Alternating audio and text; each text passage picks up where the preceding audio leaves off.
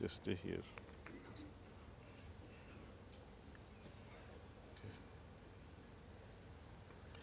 Namaste ji.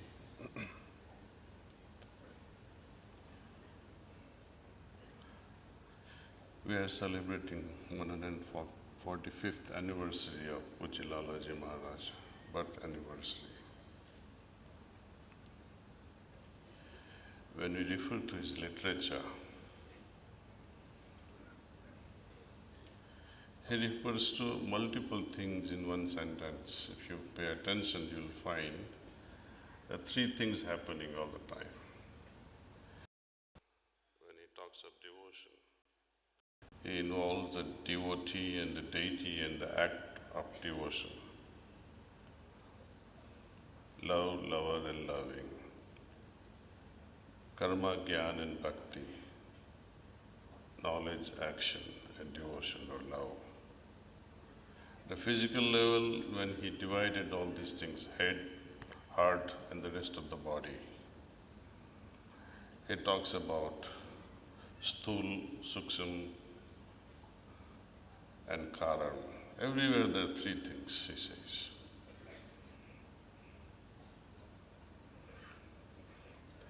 When he explains the concept of karma, which gives results to jnana,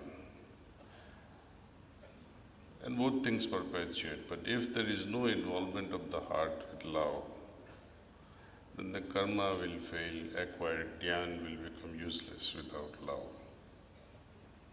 So the importance of the heart.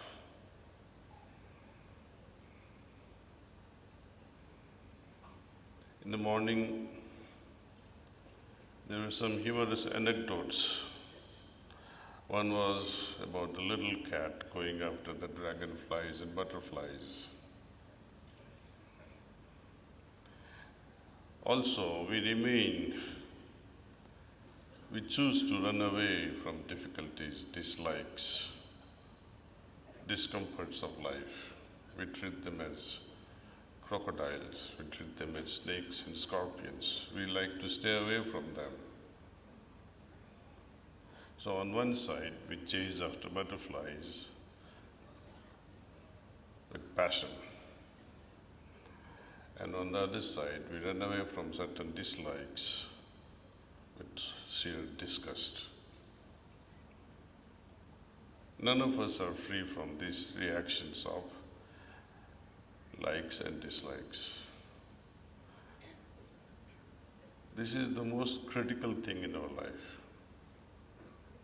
Based on these reactions of likes and dislikes, we end up forming samskaras.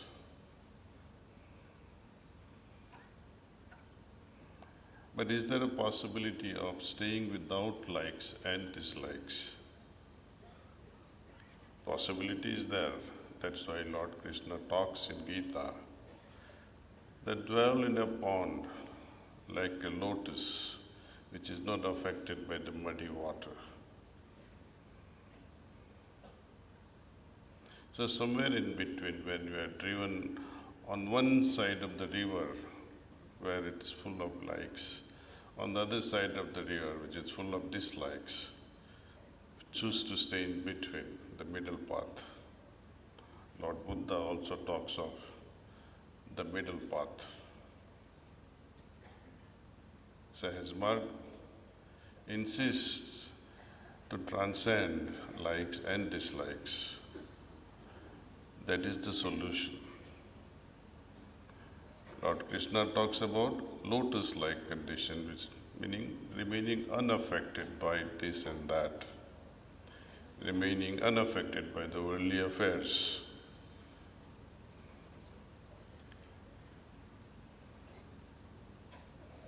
I'd like you to go through this aspect which I have talked again and again about the point C. It's a strategic point according to Babaji Maharaj. Strategic point or a critical point or the most important point in our system, human system, which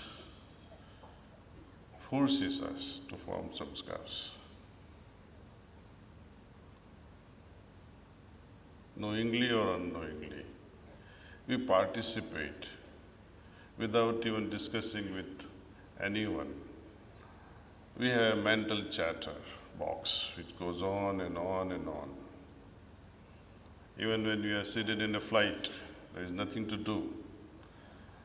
As the passengers come in, or in the train or in a bus, or you are simply walking in a garden, we go on chatting with our inner mind. Oh, that flower is good. This flower is very thorny. This passenger is carrying too many bags. This lady is coughing too much. I don't like her. This goes on all the time, likes and dislikes, likes and dislikes.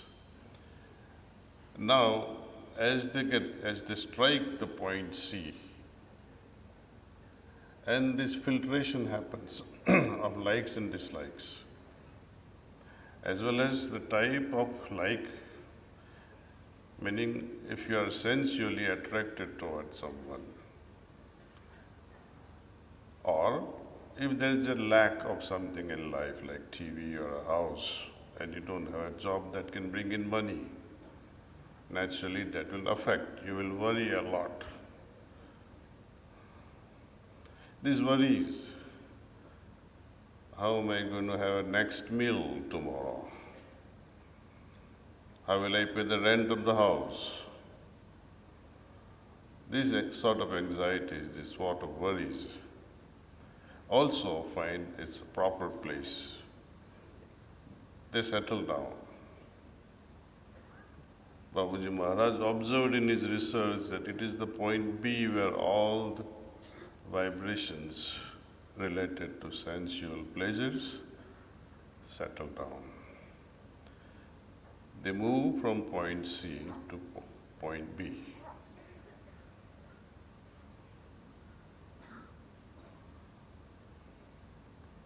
Is there any exception to this rule? No.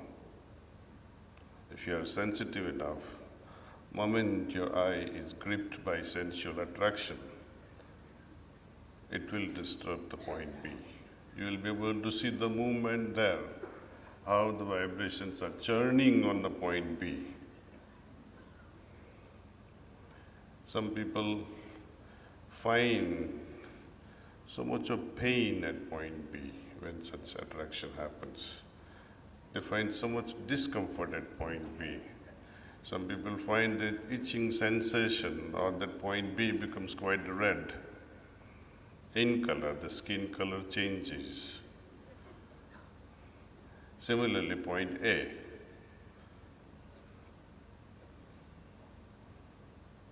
It becomes vibrationally disturbed when we worry too much about the worldly things, existential thing.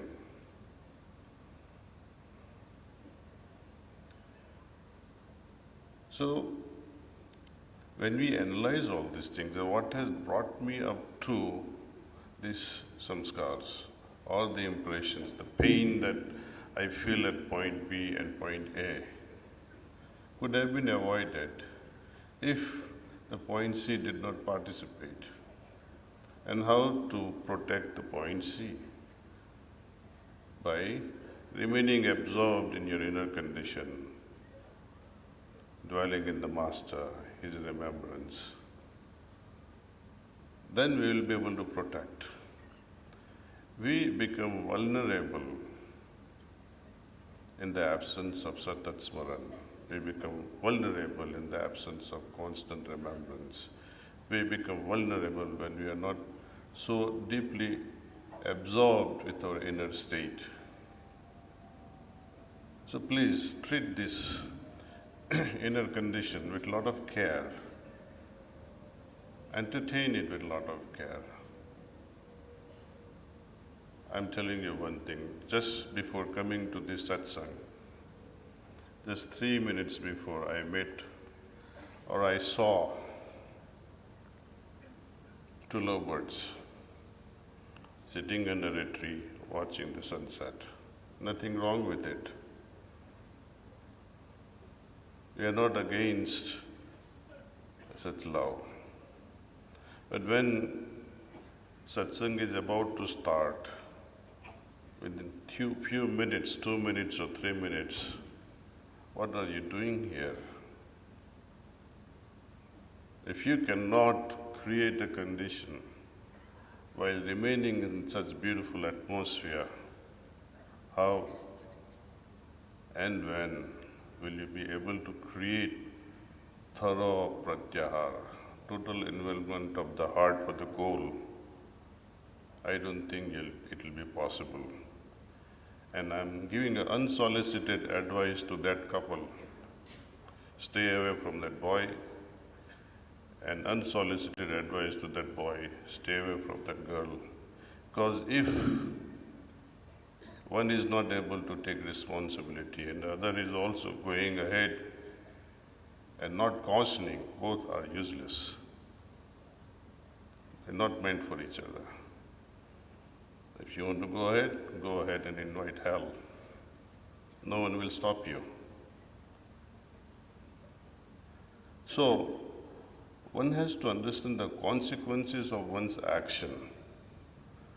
Often you forget about inactions. In Sahaj Marg, we talk only of actions. If I do this, the sanskars will be formed.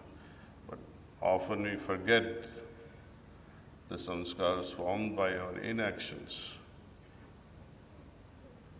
Sanskars formed by our inactions can be more serious and more dangerous than the samskars formed by our actions. They immediately go to the point D in the form of guilt. Oh, my father was alive. I could have done a lot of things for my father, or I could have done a lot of things for my mother. But now they are not there. I could have served them. I could have brought the medicine, I could have pressed their legs, I could have comforted them. But this guilt arising out of our inactions can never free us.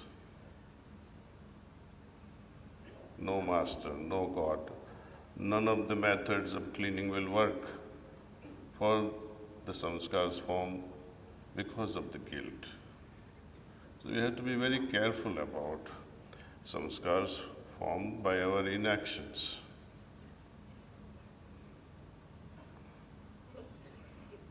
So I would like you to draw your attention to one more aspect also.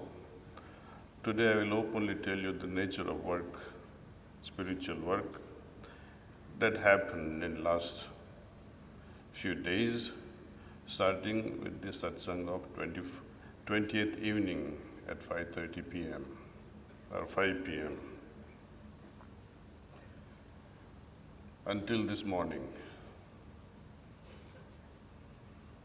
Those of you who are maintaining diaries can see the result of each meditation and compare what happens when work of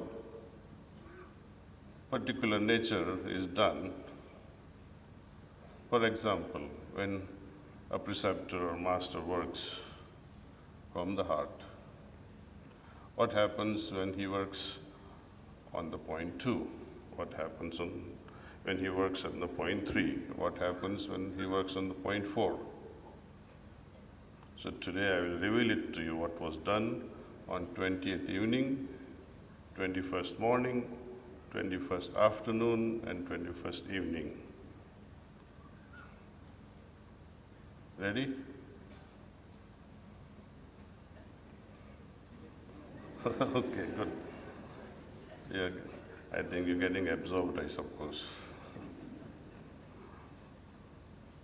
And refer to your diary and then see, oh, when Kamlesh Bhai works on this, I feel like this. So you'll be able to relate when nobody tells you, oh, I work from this. But your experience will show it to you that I felt this and it must have been from this particular chakra. But I mind you again that this chakra business is good to understand. The ultimate purpose is different. The main thing is love. We may perform karma, we may gain knowledge out of performing the actions. What is important is to drive, get the essence of all this all. Love. Characteristic of love changes as we interact with the object of love. For example, when I am with my mother, I am able to feel her love at a different level. When I am with my children, that love is of a different sort. When I am seated by my wife, it's a different sort of love. It creates a different state of feeling, though you love all. When we are with our friends, in Sanskrit, they have specific name for all this. Matru Prem, Pitru Prem, Dara Prem, Sakha Bhav. So likewise, as we transcend from point to point, from one chakra to another chakra, or within the chakra itself, whether I am on the upper part of the chakra or the lower part of the chakra. Babuji describes the first point very beautifully. He says, while one is at the upper part of the first chakra, one would feel the presence of God within oneself all the time.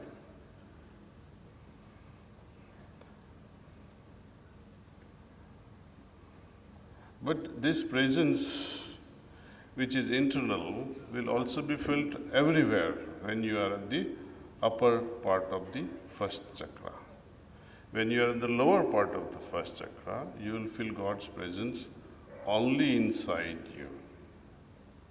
So there is a vast difference of feeling, this love that emerges in your heart, that it's not a selfish sort of a thing, but when God dwells within you and you feel His intense presence in you, it's a different feeling versus feeling His presence everywhere around us, in every sisters and brothers.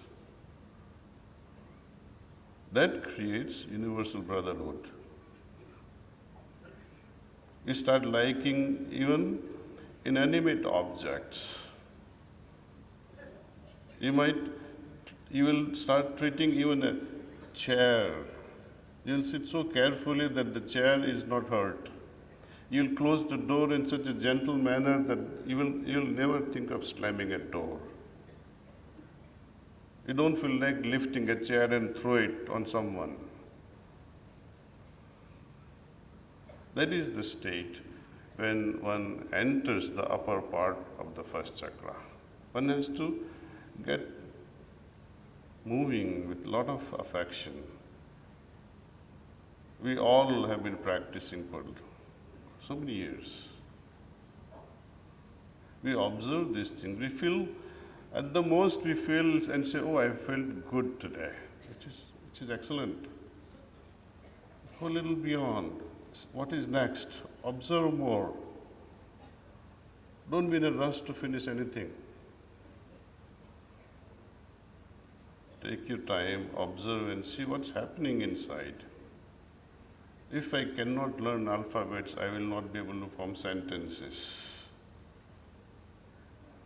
Alphabets of spirituality is to understand the feelings arising out of each meditation. This is alphabet A, this is alphabet B. Conditions at lower and upper points of each region, each points. And further intricacies if you can. I assure you, I'm telling you with confidence, this is not difficult at all. Just go one extra mile and try to see the condition. Make an effort. Just don't jump out and say, oh, I'm done with this. Treat this with a lot of delicate. Treat this condition as if it's such a rare thing, so delicate thing. Perhaps it is worse than one of those endangered species. Moment I move my head from here to here and ignore my condition, that endangered species is already dead. Treat it with a lot of care. We get carried away with, oh, I have to protect this plant and I have to protect this reptile and I'm a reptilian society member, and not bad. It's okay to belong to some and have some sort of satisfaction. But better would be to preserve and allowing these inner states grow consciously. It must not become unconscious act. Remember the joke I shared with you in the morning? Old man who fell from the plane and say, oh, who threw me out? It is a sad story. Conscious living. The Sukha story with Janaka is also, I think, quite telling. But there is another version of Sukha story. Another version is even more powerful. Sukha went to Raja Janak, and when he saw Raja Janak with so much of luxury, indulgence, he was quite disappointed. But he waited for 3 days. He argued with Raja Janak for his lifestyle, kind of lifestyle. He questioned him. Raja Janak said, well, I'll answer you all these questions that you have, but mind you, do this, walk with the pot of oil over your head and ensure that not a drop falls. Otherwise, not only I will not answer you, but I'll behead you. So he sent half a dozen soldiers. That moment he drops oil, his neck is supposed to have been, separated. So all the time Sukha was watching. But we don't have to go to that level also. Slight interest will invoke conscious participation from our side. Moment we become consciously, aware that yes, what I have to do, my master is helping me do it. Invoke his presence. Each time you change the task, connect yourself. Moment we connect ourselves with the source, whole thing changes.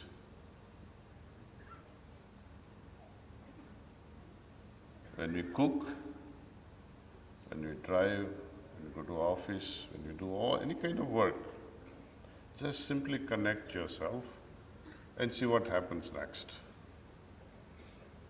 You won't have time to react for liking and disliking. You will sail through the middle path. Now you're allowing somebody else to do the work on your behalf. Again, bringing Gita into the picture, karmanyavadhikaraste ma phalesu kadachanam. So you have a right upon your action, not on the fruits. And he gives a beautiful answer further, that when you involve me, Lord Krishna says to Arjuna, when you involve me, I will do the work for you. So the karta is no longer yourself, it's the Lord. And when you are not doing anything, not in the way we mean inaction, no, not that way, but allowing the mind to let it rest in Lord's doership, pulling out from the doership from your side, there is no karma phala or there is no samskara formation. That's a very easy solution. Think that he is doing this task for me. My master is completing it. I had to work, no doubt. But when I'm working with him and he's taken over the whole, reins of my actions, be sure, whatever be the result, they're good for us. Success is great, failure is equally great.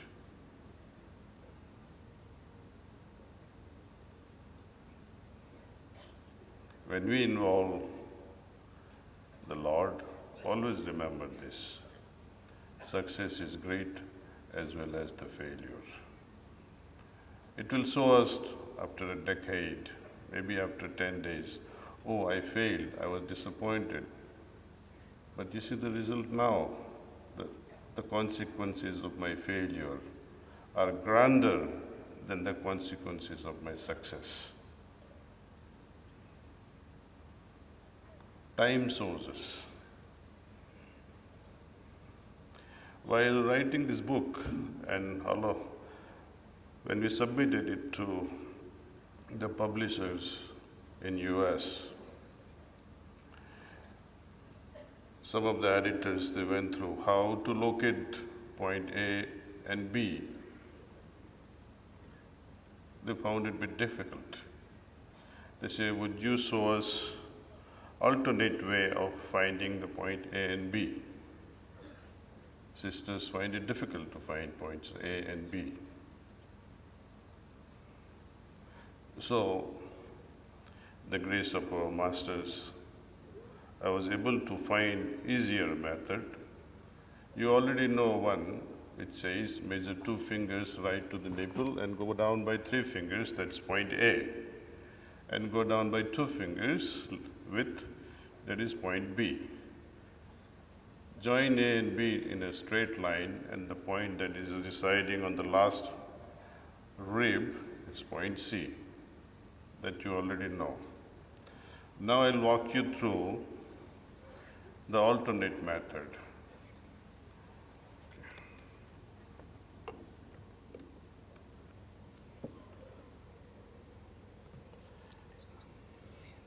See this sternum here.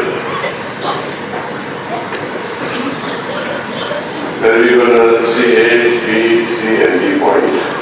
These are sub-points.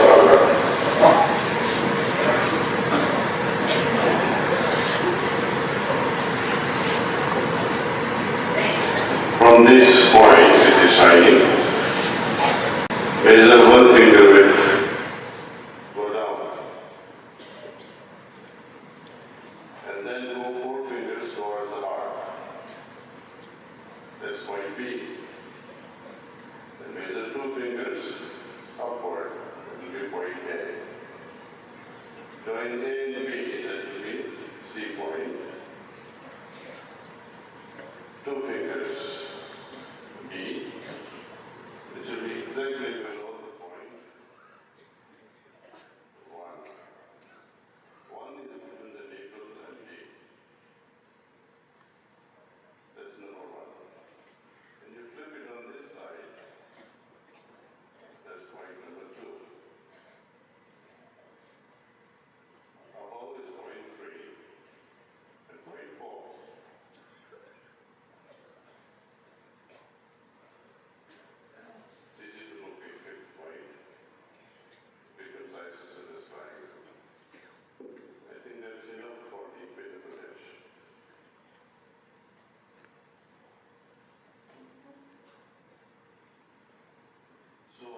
The secret what I did. I worked on 20th evening on the first, 21st morning satsang on the second, 22nd afternoon 11 o'clock satsang was on the third point, and yesterday evening was on the fourth. Okay, so please see your diary and try to tally the experience. If something more comes up, I'll share with you tomorrow. Enough for the evening, and thank you so much.